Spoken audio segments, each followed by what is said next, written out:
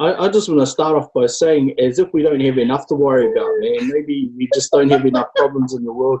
You just want to add one more to the pile of things that you need to worry about.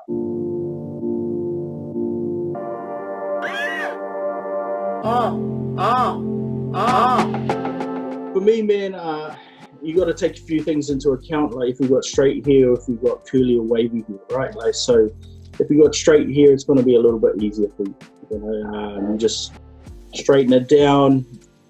I recommend that you use the points of your scissors. Now, if you don't know what those are the very tips of your scissor. Use that to do the cutting, or do some research on point cutting. That will help you out a lot. It will minimize the amount of mistakes you'll make. If you've got thicker hair, I highly don't recommend it. It's way too hard. It is too hard. There's way too many things that can go wrong. If I was going to give you any tips, just go longer. Go longer than what you think. Whatever you think you're going to do, add maybe 1.5 inches to that. And then just live with the consequences, you know.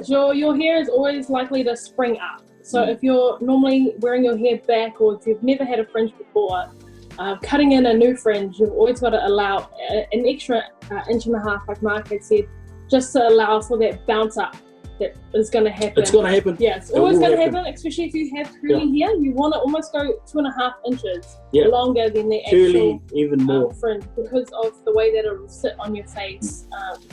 I'm pretty sure everyone's seen those videos of all those people trying to cut in their new fringes, and then they stretch it all the way out. That's also a thing that you don't want to do. You don't want to pull all the way down on your fringe and then cut it, because then all that will happen, it will spring up, and you're likely to have a real short. Yeah, go natural as possible. Just use whatever's there. Don't pull on it.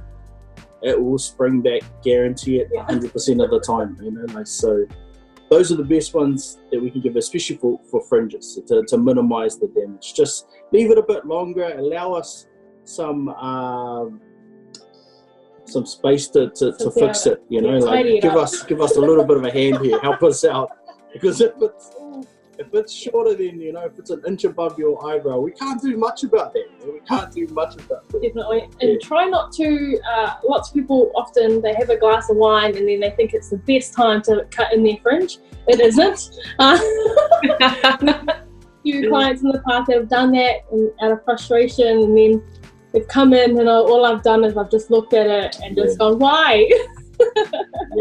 It's the slow shake of the head for me. Like, man, I can't fix this fringe.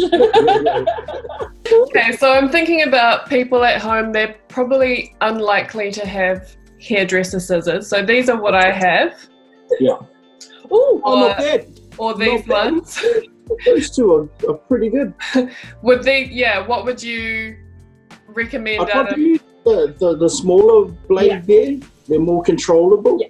Mm-hmm. Yeah, you're going to get less movement when you close the scissor out of them. So that's what I would use, and you're less likely to, because the blade's so small, you're less likely to make big mistakes with them. So or to poke out your eye.